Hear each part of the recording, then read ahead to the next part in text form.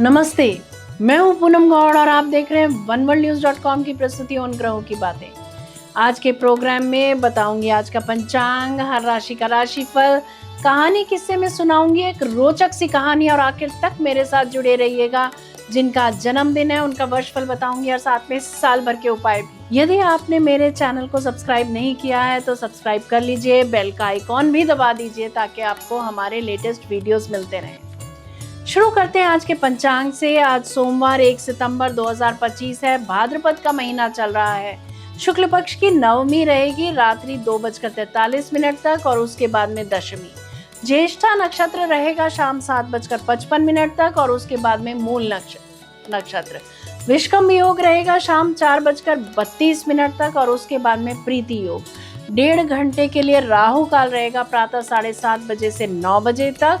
रवि योग रहेगा शाम 7:55 से 2 सितंबर प्रातः 6 बजे तक। दिशा शूल रहेगा पूर्व। आज ज्येष्ठ गौरी पूजा है। आज कहानी किस्से में एक रोचक सी कहानी सुनाऊंगी। बात करते हैं राशिफल की। मैं यहाँ बता देती हूँ कि मैं राशिफल चंद्र राशि से या नाम अक्षर से बताती हूँ। शुरू करते हैं मेष राशि से। विद्यार्थियों के लिए दिन अच्छा रहेगा। ट्रांसफर ऑर्डर में कुछ बदलाव आ सकता है। लेखन में मन लगेगा।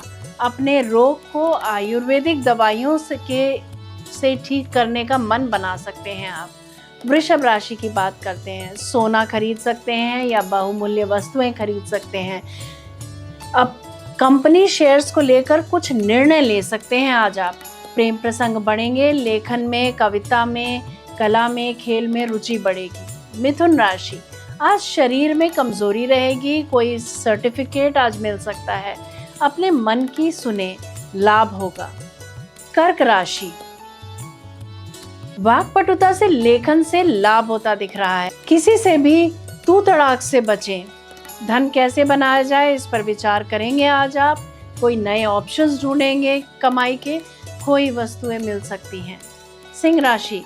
लालच और स्वार्थ से काम ले सकते हैं। खुशियां भरा दिन रहेगा आज का। अपने कार्य कौशल की वृद्धि करते दिख रहे हैं आज आप। कन्या राशि की बात करते हैं। गुप्त संपर्कों की वजह से नुकसान हो सकता है। हीन भावना के शिकार हो सकते हैं आप आज। खान पान का ध्यान रखें, एलर्जी हो सकती है। तुला राशि। समाज सेवी संस्था से संबंध बनेंगे। विदेश यात्रा के योग बनते हैं। गुप्त संपर्कों से खुशी मिलेगी। मनचाहा निवेश कर सकते हैं आज आप। वृश्चिक राशि। कार्यस्थल में काम का बोझ कुछ जरूरत से ज्यादा रह सकता है। पुरानी वस्तुओं का बिजनेस करने वालों के लिए लाभ के अवसर मिलेंगे। भाग्य आपके साथ है, सफलता मिलेगी। धनु राशि। एक्स्ट्रा मैरिटल अफेयर से बचना चाहते हैं तो पत्नी के साथ किसी भी धार्मिक अनुष्ठान में भाग लें। ऑफिस में कुछ टेंशन रह सकती है। मकर राशि। सेहत का ख्याल रखें। दवाइयों के रिएक्शन से कोई रोग लग सकता है। ऑपरेशन में गलती हो सकती है। अगर नौकरी बदल रहे हैं तो कोई बाधा आ सकती है। धोखाधड़ी से बचें। कुंभ राशि की बात करते हैं। प्रेम प्रसंग आगे बढ़ेंगे। छल से बचें। कला, खेल व धर्म के कार्यों में रुचि बढ़ेगी। मीन राशि। वाहन या फर्नीचर खरीद सकते हैं। घर का विस्तार करने का मन बना सकते हैं या घर रिपेयर करा सकते हैं। समाज सेवा के कार्यों में मन लगेगा। ये था राशि का राशिफल। बात करते हैं कहानी किस्से की। वृंदावन के एक संत की कथा है। वे श्री कृष्ण की आराधना करते थे। उन्होंने संसार को भूलने की एक युक्ति की। मन को सतत श्री कृष्ण का स्मरण रहे, उसके लिए महात्मा ने प्रभु के साथ ऐसा संबंध जोड़ा कि मैं नंद हूँ, बाल कृष्ण लाल मेरे बालक हैं। वो लाला को लाड़ लड़ाते। यमुना जी स्नान करने जाते तो लाला को साथ लेकर जाते। भोजन करने बैठते तो लाला को साथ लेकर बैठते। ऐसी भावना करते कि कन्हैया मेरी गोद में बैठा है, कन्हैया मेरी दाढ़ी खींच रहा है। श्री कृष्ण को पुत्र मानकर आनंद करते। श्री कृष्ण के ऊपर इनका वात्सल्य भाव था। महात्मा श्री कृष्ण की मानसिक सेवा करते थे। सारा दिन मन को श्री कृष्ण लीला में तन्मय रखते, जिससे मन को संसार का चिंतन करने का अवसर ही न मिले। निष्क्रिय ब्रह्म का सतत ध्यान करना कठिन है, परंतु लीला विशिष्ट ब्रह्म का सतत ध्यान हो सकता है। महात्मा परमात्मा के साथ पुत्र का संबंध जोड़कर संसार को भूल गए, परमात्मा के साथ तन्मय हो गए, श्री कृष्ण को पुत्र मानकर लाड़ लड़ाने लगे। महात्मा ऐसी भावना करते कि कन्हैया मुझसे केला मांग रहा है, बाबा मुझे केला दो, ऐसा कह रहा है। महात्मा मन से ही कन्हैया को केला देते। महात्मा समस्त दिवस लाला की मानसिक सेवा करते और मन से भगवान को भी सभी वस्तुएं देते। कन्हैया तो बहुत भोले हैं, मन से दो तो भी प्रसन्न हो जाते हैं। महात्मा कभी कभी शिष्यों से कहते कि इस शरीर से गंगा स्नान कभी हुआ नहीं, वह मुझे एक बार करना है। शिष्य कहते कि काशी पधारो। महात्मा काशी जाने की तैयारी करते, परंतु वात्सल्य भाव से मानसिक सेवा में तन्मय हुए कि कन्हैया कहते, बाबा मैं तुम्हारा छोटा सा बालक हूँ, मुझे छोड़कर काशी नहीं जाना। इस प्रकार महात्मा सेवा में तन्मय होते। उस समय उनको ऐसा आभास होता था कि मेरा लाला जाने की मनाही कर रहा है, मेरा कान्हा अभी बालक है, मैं कन्हैया को छोड़कर यात्रा करने कैसे जाऊं? मुझे लाला को छोड़कर जाना नहीं।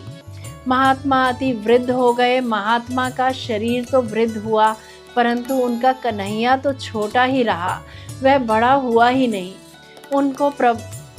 उनका प्रभु में बाल भाव ही स्थिर रहा और एक दिन लाला का चिंतन करते करते वे मृत्यु को प्राप्त हो गए। शिष्य कीर्तन करते करते महात्मा को शमशान ले गए। अग्नि संस्कार की तैयारी हुई। इतने में ही एक 7 वर्ष का अति सुंदर बालक कंधे पर गंगा जल का घड़ा लेकर वहां आया। उसने शिष्यों से कहा, ये मेरे पिता हैं, मैं इनका मानस पुत्र हूँ। पुत्र के तौर पर अग्नि संस्कार करने का अधिकार मेरा है, मैं इनका अग्नि संस्कार करूँगा। पिता की अंतिम इच्छा पूर्ण करना पुत्र का धर्म है। मेरे पिता की गंगा स्नान करने की इच्छा थी, परंतु मेरे कारण ये गंगा स्नान करने नहीं जा सकते थे, इसीलिए मैं यह गंगा जल लाया हूँ। पुत्र जिस प्रकार पिता की सेवा करता है, इस प्रकार बालक ने महात्मा के शव को गंगा स्नान कराया, संत के माथे पर तिलक लग किया, पुष्प की माला पहनाई और अंतिम वंदन करके अग्नि संस्कार किया। सब देखते ही रह गए। अनेक साधु महात्मा थे, परंतु किसी की बोलने की हिम्मत ही नहीं हुई। अग्नि संस्कार करके बालक एकदम अंतर्धान हो गया। उसके बाद लोगों को ख्याल आया कि महात्मा के तो पुत्र था ही नहीं, बाल कृष्ण लाल ही तो महात्मा के पुत्र रूप में आए थे। महात्मा की भावना थी कि श्री कृष्ण मेरे पुत्र हैं। परमात्मा ने उनकी भावना पूरी की। परमात्मा के साथ जीव जैसा संबंध बांधता है, वैसे ही संबंध से परमात्मा उसको मिलता है। जय श्री कृष्ण। जयराम जी की बात करते हैं जिनका जन्मदिन है। आप सबको जन्मदिन की हार्दिक बधाई व शुभकामनाएं। 2025-26 में आप पूरा वर्ष बहुत एनर्जेटिक रहेंगे। कोई भी कार्य आप बहुत उत्साह के साथ करेंगे। यह वर्ष आमतौर पर नए प्रोजेक्ट्स शुरू करने के अनेक अवसर प्रदान करेगा और अपनी प्रवृत्ति का अनुसरण करने की ऊर्जा प्रदान करता है। पिछले वर्ष की तुलना में आप इस वर्ष अपने लक्ष्य की ओर अग्रसर होंगे और आपको परिस्थितियां सुधारने के मौके भी मिलेंगे। आपके अंदर पूरा वर्ष ये इच्छा रहेगी कि आप अपनी विशिष्टता स्थापित करें और जीवन में आगे बढ़ें। यह साल बहुत एक्टिव रहेगा, जिसमें आपको कई निर्णय लेने होंगे। कुछ मामलों में तो ऐसा लगेगा कि जैसे जीवन नए सिरे से शुरू हो रहा है। बात करते हैं साल भर के उपायों की। गुरुवार को पीपल के पेड़ में जल चढ़ाएं। यदा कदा गुरुजनों को प्रणाम करें, अपने टीचर्स को प्रणाम करें, उनको खुश करें, उनका आशीर्वाद लेते रहें। आपके लिए लाभकारी रहेगा। यदि मेरा ये प्रोग्राम आपको पसंद आया है तो इसे लाइक शेयर सब्सक्राइब करें, बेल का आइकॉन जरूर दबाएं और कल फिर मेरे साथ जुड़िएगा oneworldnews.com की प्रस्तुति उन ग्रहों की बातें में। नमस्ते।